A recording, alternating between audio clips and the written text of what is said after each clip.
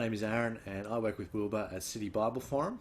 Jess has asked us to give a quick update on what the coronavirus has meant for evangelism in Tasmania and by extension Australia, I guess. So we just wanted to share some brief encouragement about the opportunities that have existed and will continue to exist and evolve over this incredibly disruptive pandemic period.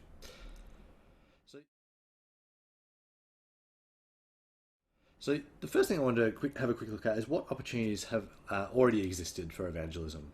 So obviously this time has been like nothing we've ever experienced before, and we've all just been trying to adapt on the fly. There have been substantial changes in the way that we go about our life, and for many, our work life, our family life, and our social life have all blurred together for certain stages there. And we're just getting used to restrictions easing at the moment. So over this time, I think there have been a number of new opportunities for evangelism, which I want to share now. I want to start by showing some statistics that have come out from McCrindle Research over the last couple of months.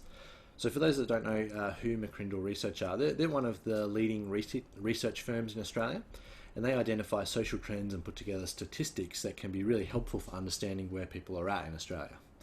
And over the last few months, they've released two papers specific to the coronavirus. One was in April, which was phase 1, and in the last few days they've released phase 2.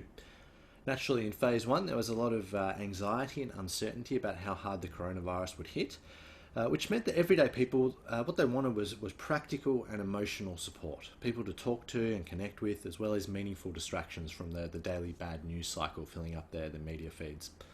So this was highlighted on Good Friday in particular, when groups like Lifeline and Beyond Blue, they experienced their highest volume of calls ever for a single day. Now with Australia doing unexpectedly well again, people's expectations, they're beginning to change too.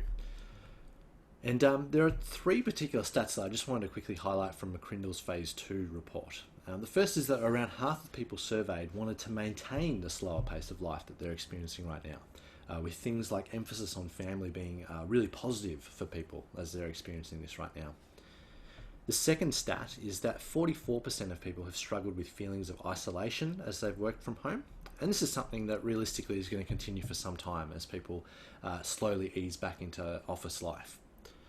And then the third stat is perhaps the most interesting for our purposes, and that's that 26% of people surveyed were praying more or pursuing spiritual engagement or activities, which is, 1 in 4 people. That's quite amazing, isn't it?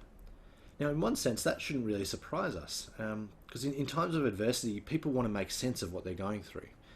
But it's rare that an entire city, or a country, or the entire world for that matter, is going through the exact same thing. So I think this actually presents a massive opportunity for evangelism right now, regardless of where we are, whether we're in Tasmania or in further parts of Australia.